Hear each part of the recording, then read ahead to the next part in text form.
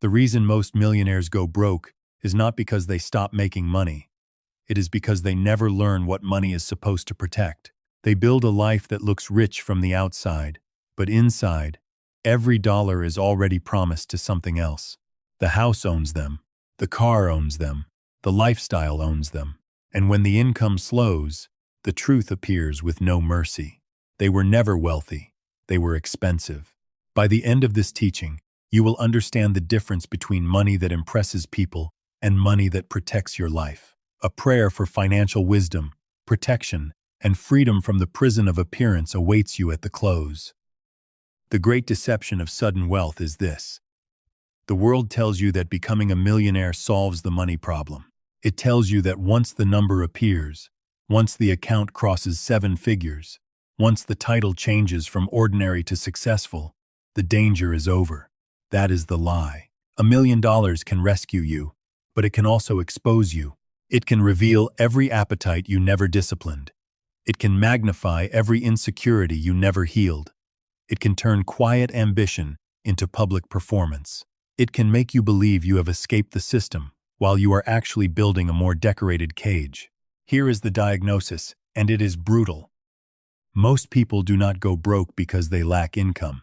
They go broke because their obligations grow until income becomes a servant instead of a shield. Every raise creates a bigger payment. Every bonus becomes a new standard. Every public success invites a private burden. You buy the house because you can qualify for it. You lease the car because you can make the payment. You take the vacation because people at your level are supposed to live that way. You say yes to private school, memberships, dinners, watches, renovations, gifts, and the silent tax of being perceived as successful. Then one day, your income changes. The business slows. The contract ends. The market turns. The bonus disappears. The client leaves. The body gets tired.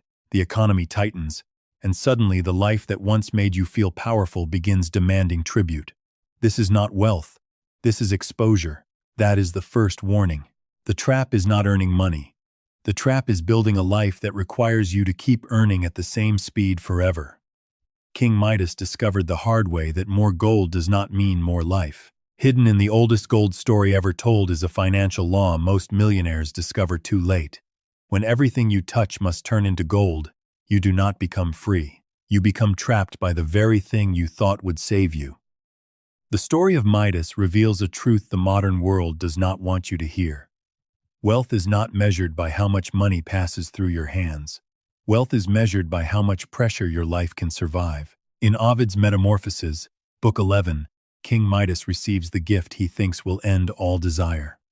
Dionysus grants him the power that whatever he touches will turn into gold. At first, this looks like the perfect financial miracle. The king touches a branch, and it becomes gold. He touches stone, and it becomes gold. He touches grain, and it becomes gold. The world around him becomes proof that his wish has been fulfilled. But notice the detail. Ovid does not make the tragedy begin with poverty. He makes it begin with abundance. Midas does not suffer because he has too little. He suffers because the thing he wanted most becomes disconnected from what life actually requires. He reaches for food, and it hardens into gold. He reaches for wine, and it becomes useless in his mouth. The gift becomes hunger. The miracle becomes a prison. Notice the word gift. Ovid chose that word through the structure of the story deliberately, because the curse does not arrive looking like punishment. It arrives looking like success. That is why the warning is so dangerous. You do not reject it at the door. You celebrate it. You invite it in. You build your identity around it. That is exactly what happens to the millionaire who goes broke. At first, every upgrade feels like proof. The new house proves you made it. The expensive car proves the years of work mattered. The luxury watch proves you are no longer who you used to be. The private trips, the business class seats, the exclusive rooms, the better restaurants, the new circle, the new language of success, all of it feels like harvest. But if the harvest cannot feed you when the season changes, it is not harvest. It is decoration. Midas had gold everywhere, but he could not eat. Many modern millionaires have assets everywhere, but no liquidity. They have equity in a house they do not want to sell, cars that lose value every month, businesses that require constant cash, tax bills they underestimated, credit lines they depend on, and a reputation that costs more to maintain than they admit. They look rich because their life shines. They are fragile because their life cannot bend. The ancient warning is not anti-money, it is anti-confusion. Gold has a purpose. Money has a purpose. Wealth has a purpose. The purpose is not to make every object around you prove your importance.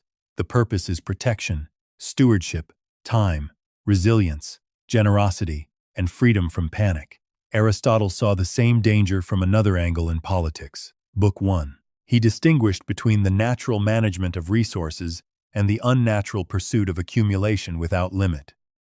He criticized the kind of wealth-seeking that has no natural boundary, the desire that keeps extending itself because it has forgotten what enough is for.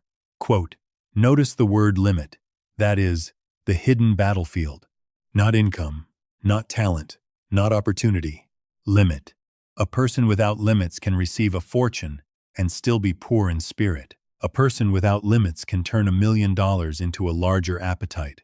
A person without limits can call every upgrade an investment, every indulgence a reward, every payment normal, every warning negative. King Midas discovered that gold without limit becomes starvation. The modern millionaire discovers that lifestyle without limit becomes bankruptcy. Where are you watching from right now? Drop your city or country in the comments.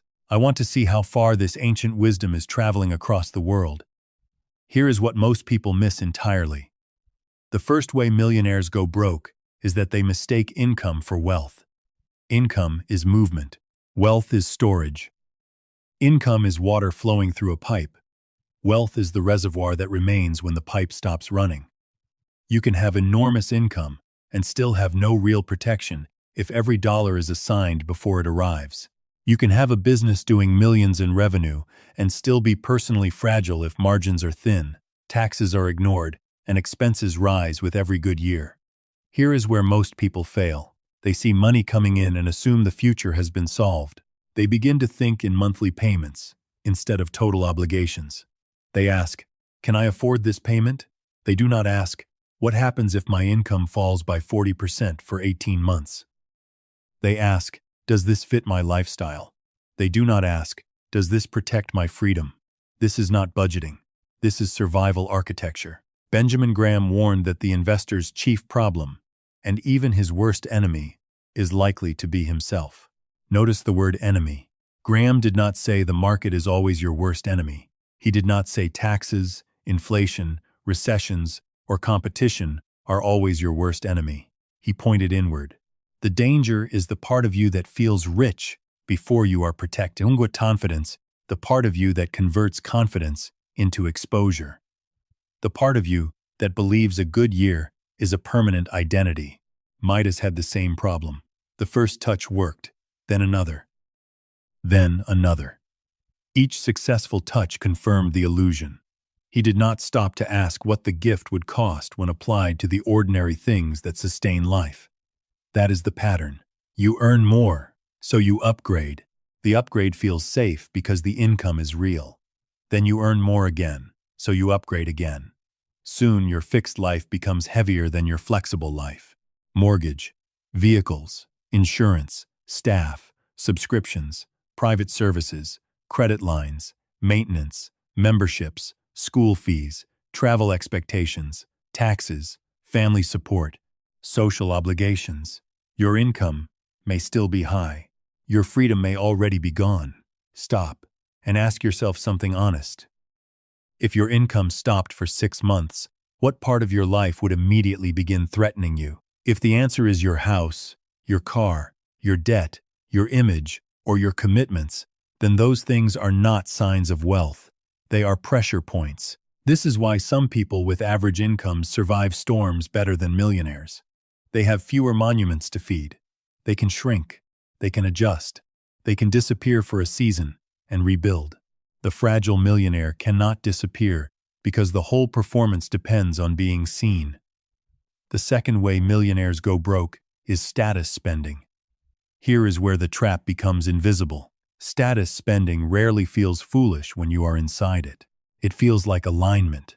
It feels like entering the room your income has earned. You tell yourself that clients expect you to look successful. Your family deserves the best. Your friends are doing the same. You work too hard not to enjoy your life. You are not being reckless. You are simply living at your level. But status is a cruel master because it never lets you finish paying. The first luxury becomes normal. The second becomes expected. The third becomes your identity. The room adjusts around you, and what once felt extraordinary becomes the minimum requirement for belonging. This is not enjoyment. This is social debt. King Midas did not merely want enough gold. He wanted a visible power that confirmed his exceptional status. The tragedy begins because he asks for a gift that would make every touch announce his superiority. His desire was not just security. It was transformation. Proof. Display. That is why the story still works today. Many millionaires do not want money only to be safe. They want money to settle an argument in their own heart. They want the house to prove they are not small. They want the car to prove they are not behind. They want the clothes to prove they belong. They want the restaurant, the vacation, the jewelry, the photos, the circle, the recognition, because somewhere inside, money has become a witness in the trial of their identity. But money is a terrible witness. It will testify for whoever controls it. Charlie Munger said the big money is not in the buying and the selling, but in the waiting. Notice the word, waiting. Munger was not praising laziness. He was praising restraint. Waiting means you do not let every desire become an instruction. Waiting means money is allowed to remain unspent long enough to become power. Waiting means you can watch an opportunity, a temptation, or a social pressure pass without obeying it. Status hates waiting. Status says, buy now, announce now, upgrade now, prove now, answer the insecurity now. Status makes patience feel like weakness. It whispers that if you do not display success, people will doubt it. But real wealth does not need constant witnesses. Real wealth becomes stronger in silence. Consider what this means in practical terms. If you need other people to see your money for you to feel successful, your money is no longer serving you. It is serving an audience. And audiences are expensive. They require new scenes, new costumes, new proof, and new sacrifices. You can spend 10 years performing wealth for people who will not help you when the payments come due. That is how the broke millionaire is formed. Not all at once. One applause at a time. The third way millionaires go broke is debt disguised as strategy. Debt is not always evil. Debt can build, expand, acquire, and accelerate when used with wisdom, margin, and humility. But debt becomes dangerous when it is used to preserve an image, delay a reckoning, or turn a fragile lifestyle into a temporary illusion of control. Here is the deeper principle Midas discovered the hard way. When the thing you touch no longer behaves naturally, you lose contact with reality. Food is supposed to nourish. Wine is supposed to refresh. A table is supposed to serve. A gift is supposed to bless. But under the golden touch, everything became one category. Gold, gold, gold, gold. The modern equivalent is when every decision becomes leverage. The house is not a home. It is an asset to borrow against. The car is not transportation. It is a payment justified by business image. The credit card is not a tool. It is a bridge to future income. The business line of credit is not emergency capacity. It is payroll oxygen. The tax money is not sacred. It is temporarily useful cash. The investment account is not protection. It is collateral. Everything becomes usable. Then everything becomes owed. Warren Buffett's first rule is never lose money, and his second rule is never forget the first rule. Notice the word lose. Buffett is not speaking only about a stock price moving down for a season. He is pointing to permanent impairment, the kind of damage that removes your ability to keep playing. Debt can create that damage because it brings time against you. An asset can wait. A payment cannot. A market can recover. A due date does not care. Most broke millionaires are not defeated by one bad decision. They are defeated by commitments that cannot wait. The bank will not wait because your ego needs more time. The tax authority will not wait because your business had a disappointing quarter. The lender will not wait because your industry changed. The maintenance bill will not wait because your house is part of your identity. The lifestyle will not wait because your circle has expectations. Can you act? If your answer requires selling something first, begging for more time, borrowing again, or pretending until the next deal closes, you have broken the balance. That is not power. That is dependence wearing expensive clothes. Debt becomes fatal when it removes your ability to choose. You may still own impressive things, but if the calendar controls you, you are not free. You may have a high net worth on paper, but if every asset is illiquid, pledged, emotional, or difficult to sell without humiliation, your wealth cannot protect you quickly enough. The fourth way millionaires go broke is that they forget the purpose of reserves. Here is where most people become careless, because reserves look boring when life is going well. Cash looks lazy. Insurance feels unnecessary. A conservative balance sheet looks unsophisticated. Liquidity feels like money that could be earning more somewhere else. The wealthy person begins to resent safety because safety does not applaud. But reserves are not dead money. Reserves are time. Reserves are dignity.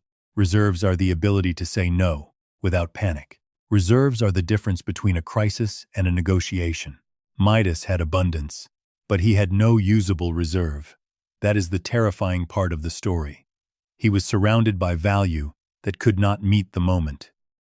Gold everywhere, hunger inside. A millionaire can face the same contradiction. Equity everywhere, pressure inside. Assets everywhere, no clean cash. Connections everywhere, no peace. Benjamin Graham's margin of safety is one of the most important financial ideas ever taught. Notice the word safety. The purpose of the margin is not to make you look brilliant in the best case. It is to keep you alive in the bad case. It is the space between your assumptions and reality.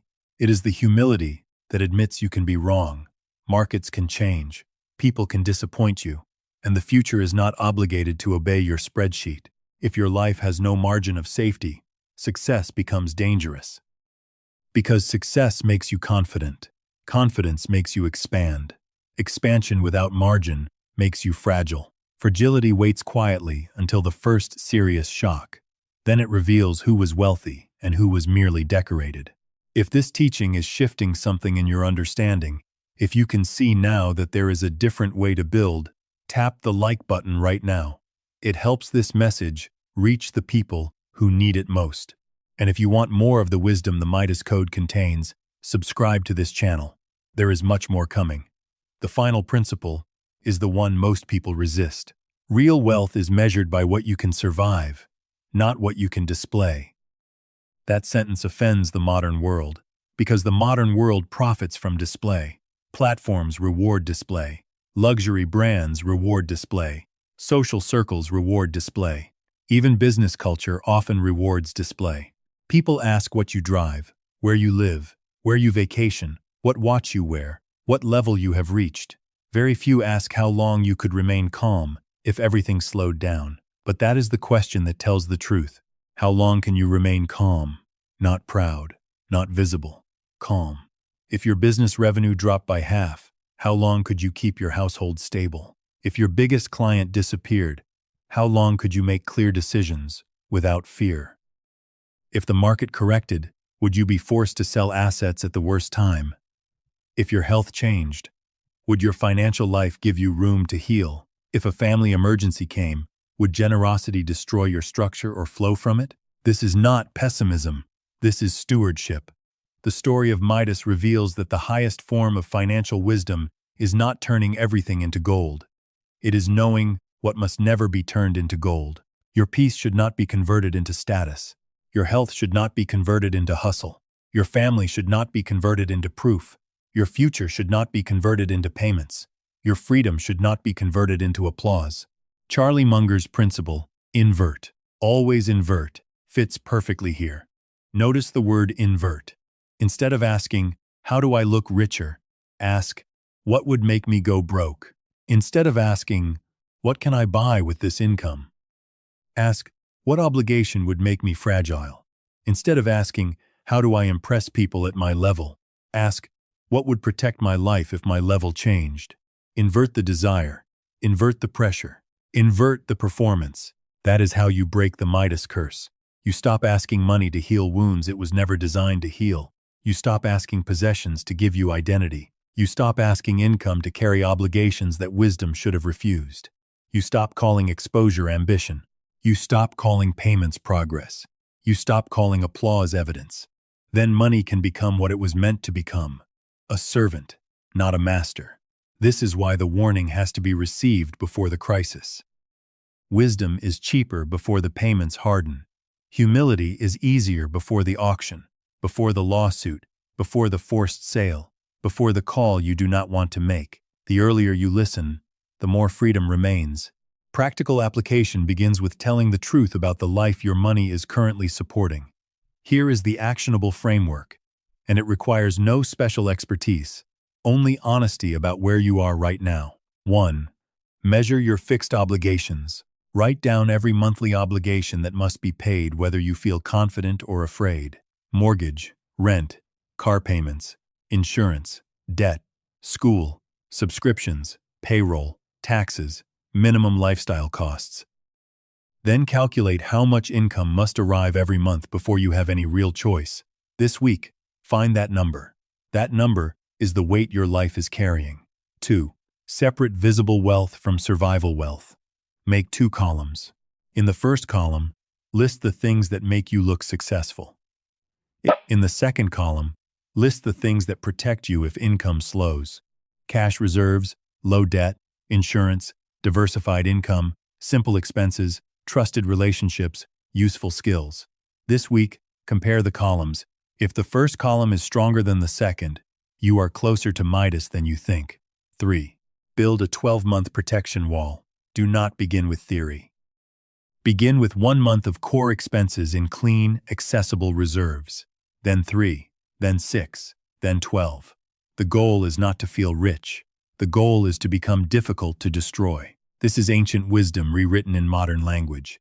Not all gold should be touched, moved, risked, displayed, or spent. 4. Cut 1 status expense this week.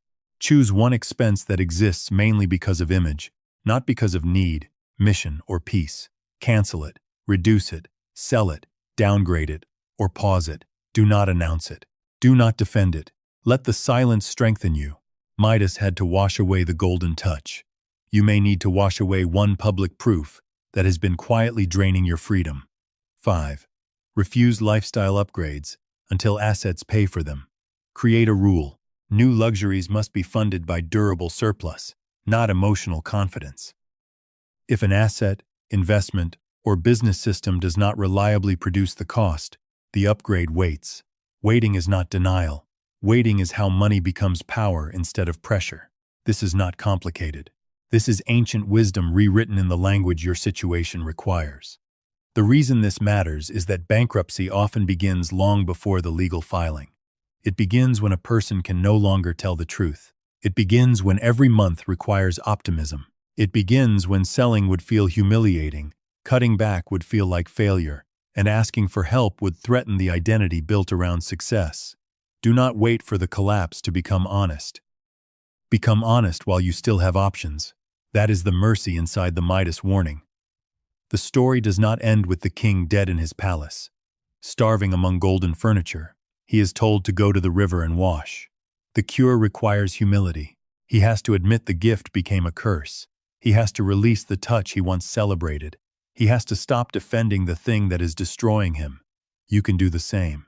You can wash your financial life of false proof. You can release the payments that keep you performing. You can rebuild reserves. You can stop turning every dollar into evidence. You can let your life become quieter, stronger, and harder to break. What comes next on this channel will go even deeper into the financial principles encoded in the ancient code. The story of Midas is not a children's tale. It is a warning system. It shows you what desire does when it is not governed. It shows you what gold becomes when wisdom is absent. It shows you why people can touch abundance and still lose peace. Subscribe now, and you will be notified every time a new lesson is released. This channel is for people who are tired of shallow money advice, tired of motivational noise, tired of being told to simply earn more, while the deeper trap remains untouched. The Midas Code is about the hidden laws beneath wealth, not hype, not performance, not financial theater, ancient warnings, modern consequences, practical freedom. What comes next will go even deeper into the financial principles encoded in the ancient code. Before we close, I want to invite you into something different. This prayer is not a formality.